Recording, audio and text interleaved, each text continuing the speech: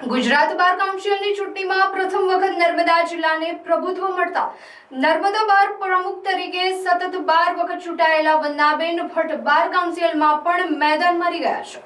ગુજરાત બાર કાઉન્સિલની ચૂંટણીમાં 18 પૈકી 14મા ક્રમે મતગણતરીમાં વંદનાબેન ભટ્ટ વિજેતા થયા છે।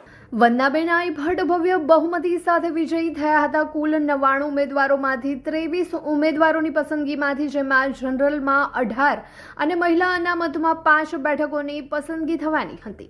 આ પ્રક્રિયામાં વંદનાબેનને 2,03,002 કરતાં વધુ મતમૂલ્ય પ્રાપ્ત થયું છે, જેમાં વંદનાબેન ભટ્ટ 18મા નંબરમાંથી 14 નંબર પર વિજેતા થયા છે। છેલ્લા 25 વર્ષ ઉપરાંતથી ભરૂચ નર્મદા જિલ્લામાંથી પ્રથમ વખત આ ગૌરવ પ્રાપ્ત થયું છે, જે સમગ્ર વિસ્તાર માટે ઐતિહાસિક સિદ્ધિ સમાન છે। ખાસ નોંધનીય બાબતો એ છે કે નાના બાર એસોસિએશનમાંથી આવેલા ઉમેદવાર તરીકે સમગ્ર ગુજરાતમાં આજ દિન સુધીનો આ અનોખો અને પ્રથમ વિજય છે।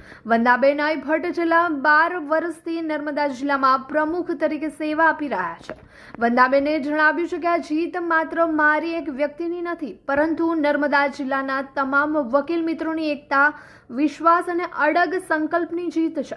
જિલ્લાના તમામ તાલુકા બાર એસોસિએશનના સભ્યોએ એકમતથી પોતાના ઉમેદવારને સમર્થન આપ્યું અને આજે તેના ગૌરવપૂર્ણ પરિણામ સ્વરૂપે આ ભવ્ય વિજય પ્રાપ્ત થતા સૌએ શુભકામના પાઠવી છે।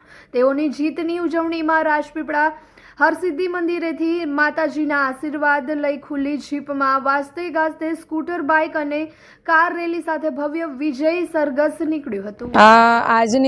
આજની જે જીત છે એ નર્મદા જિલ્લા બાર એસોસિએશન, આખા અમારું જે જિલ્લાનું આખું છે બાર એસોસિએશન, એની જીત છે। સમગ્ર ગુજરાતના વકીલશ્રીઓની જીત છે। ગુજરાત એડવોકેટ ફાઉન્ડેશનના વકીલ મિત્રોની જીત છે।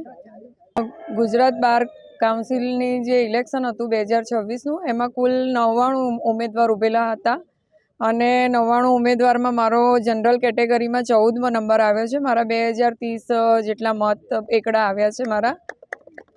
અને આ કદાચ સમગ્ર ગુજરાતનો પ્રથમ એવો કિસ્સો છે કે જેમાં 200નું જે અમારું બાર છે એ 200ના બારની અંદર, 200 મેમ્બર્સના બારની અંદર હું આટલા ગુજરાતમાં, સમગ્ર ગુજરાતમાંથી મને પ્રતિસાદ મળ્યો છે। સમગ્ર ગુજરાતે ખૂબ સારા મત આપ્યા છે, ખૂબ સારો પ્રેમ આપ્યો છે। એ માટે હું સમગ્ર ગુજરાતના વકીલશ્રીઓનો આભાર માનું છું, નર્મદા જિલ્લા બાર એસોસિએશનનો આભાર માનું છું।